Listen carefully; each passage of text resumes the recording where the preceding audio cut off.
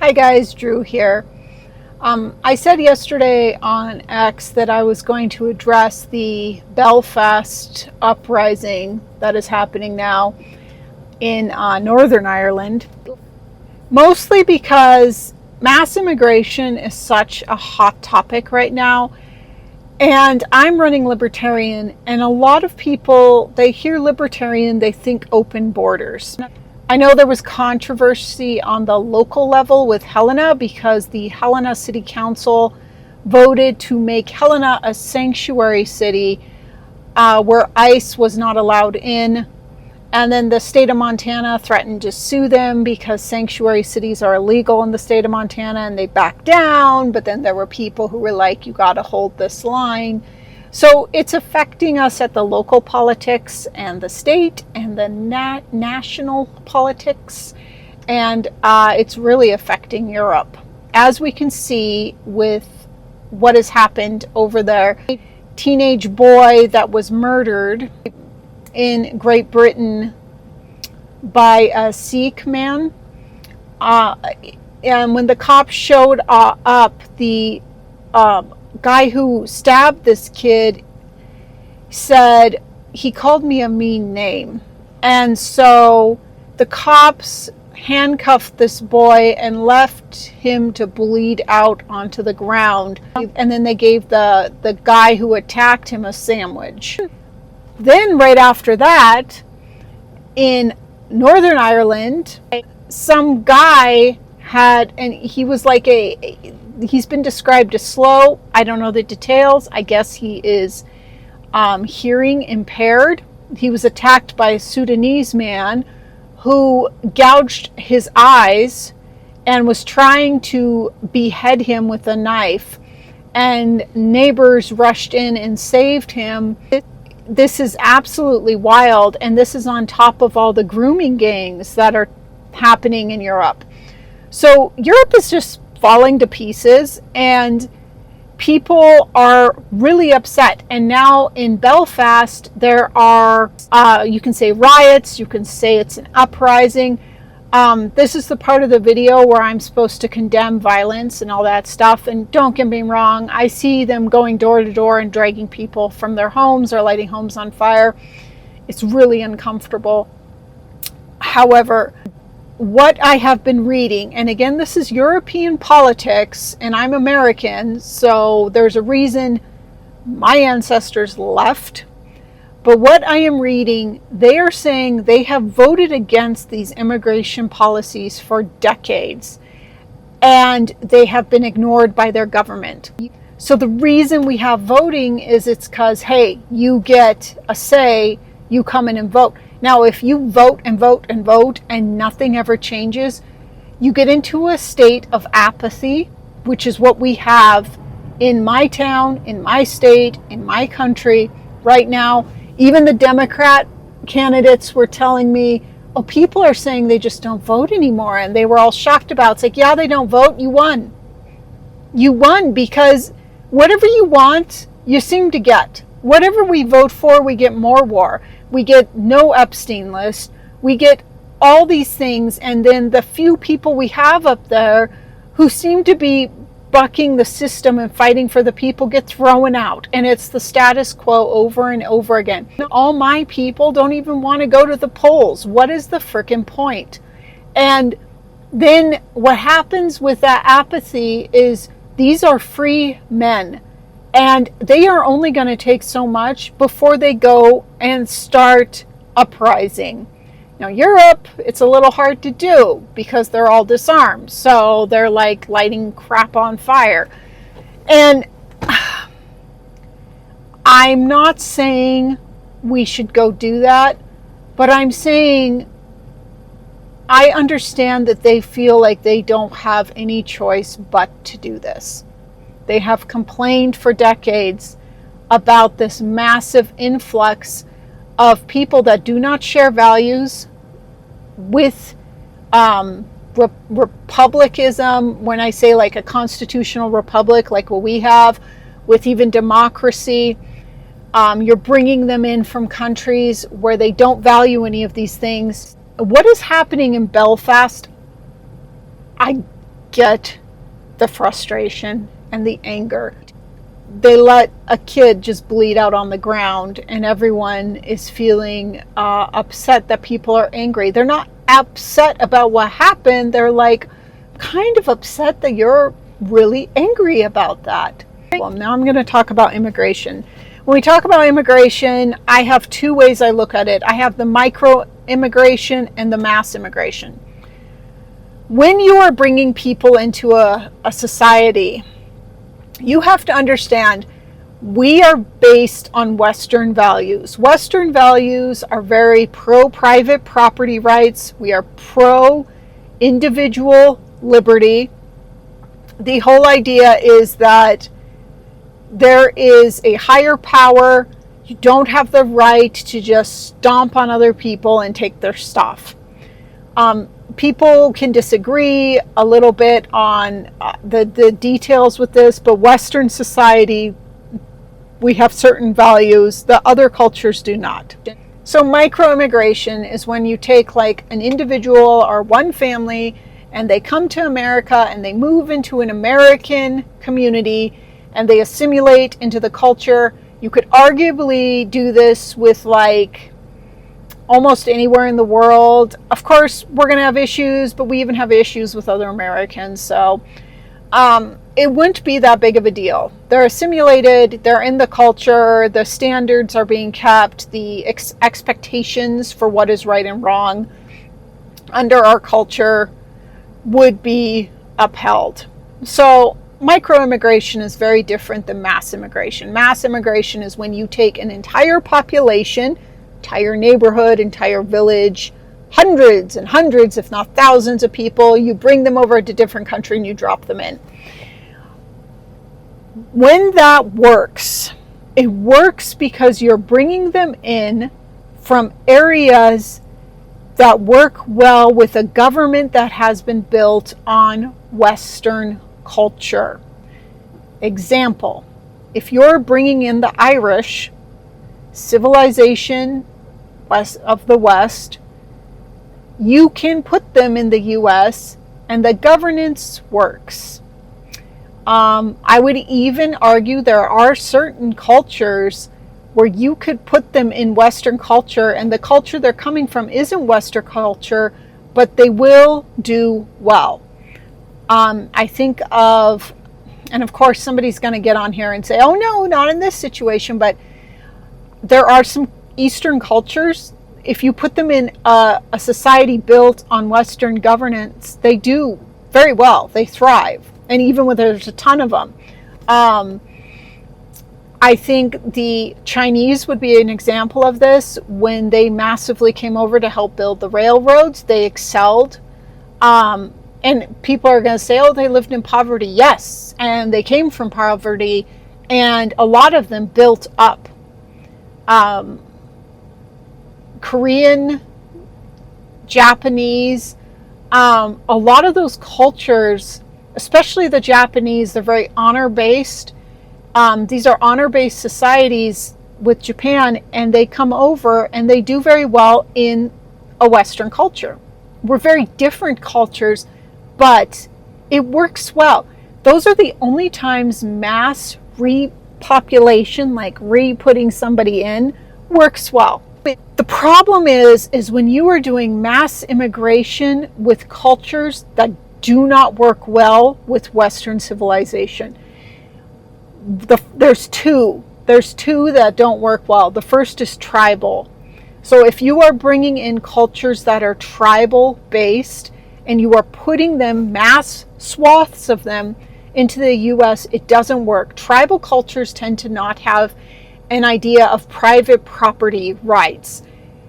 And honestly, with tribal cultures, you cannot do a country this size.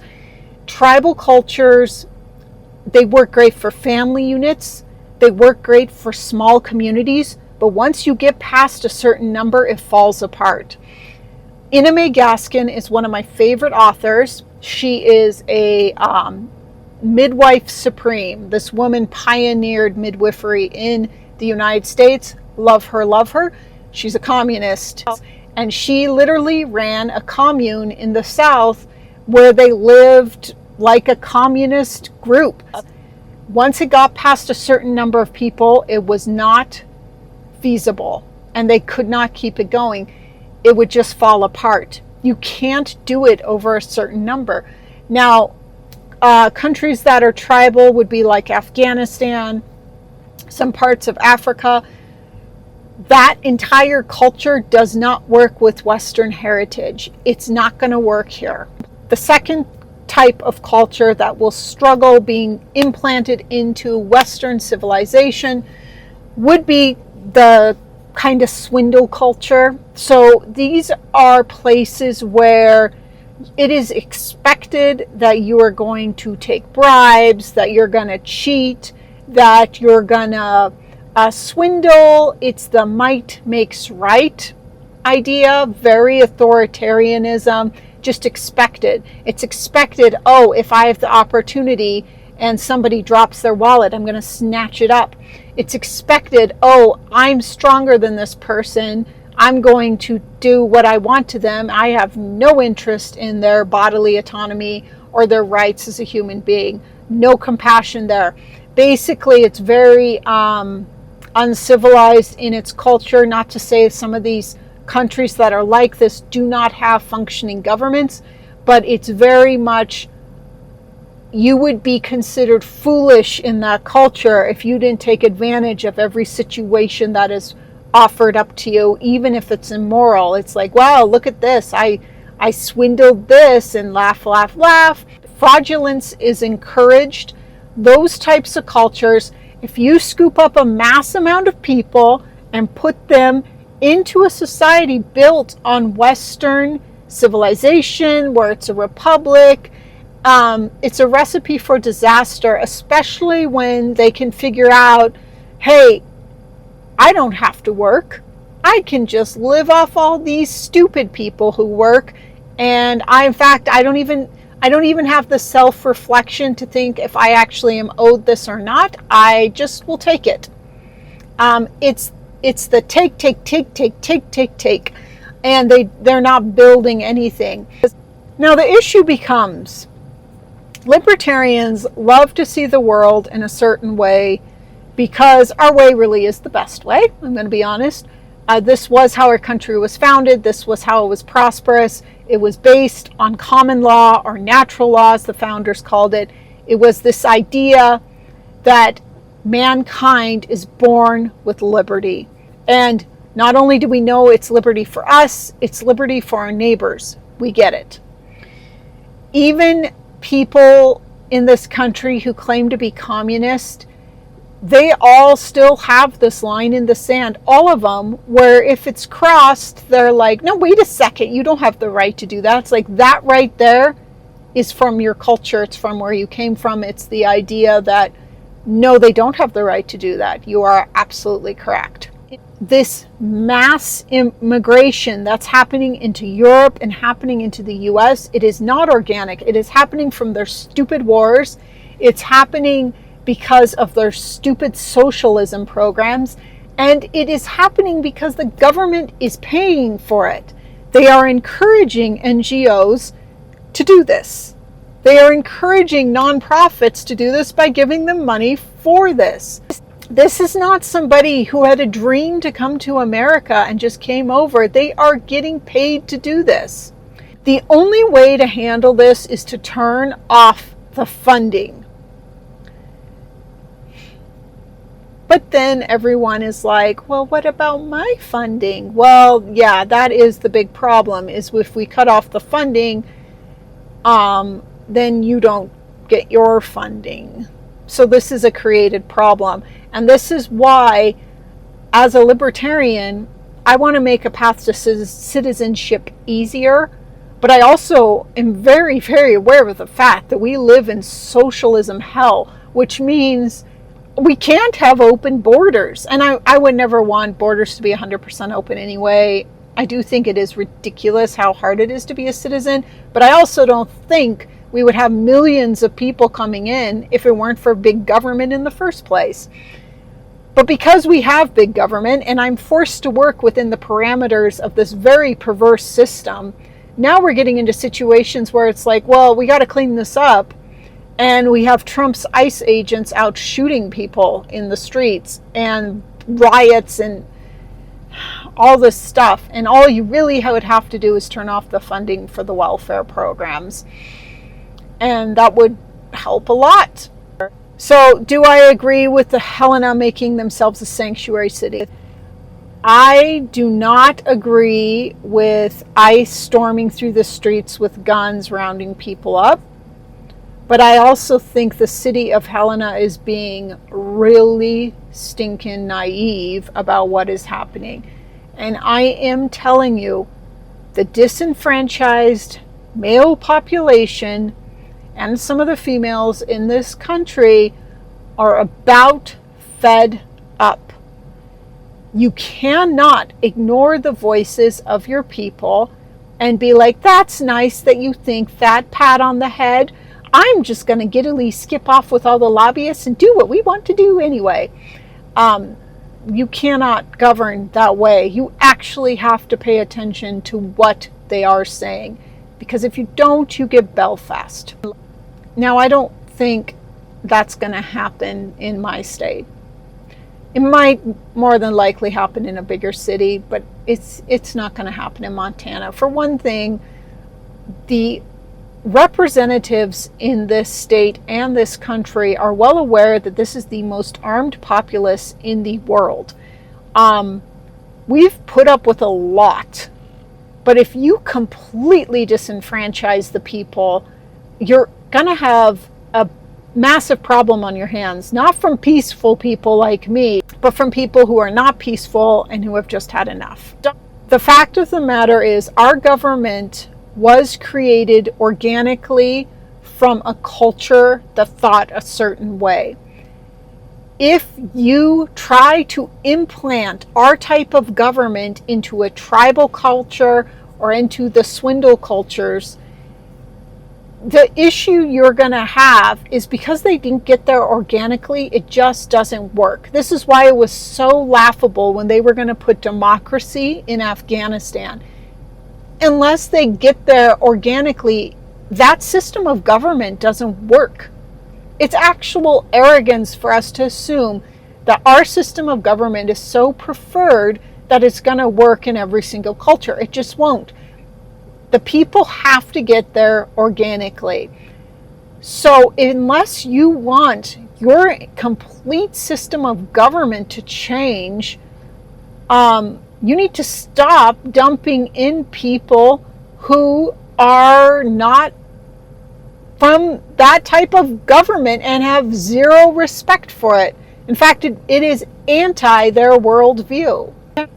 I just think we need to not be naive about this immigration thing. And we also need to remember that this has nothing to do with genetics or race or anything like that. We are talking about cultures that just do not mesh with Western ideology. It's insanity for us to make this about color. So, am I for open borders and mass immigration? No.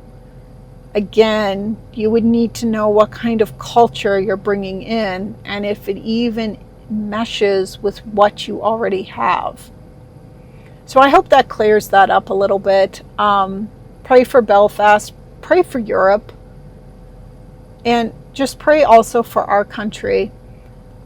Like, share, you can dislike, leave a comment. Also, go to our campaign page and subscribe to our newsletter. Again, we have till November to win this Senate seat. So, and there's my views on immigration. All right, bye guys.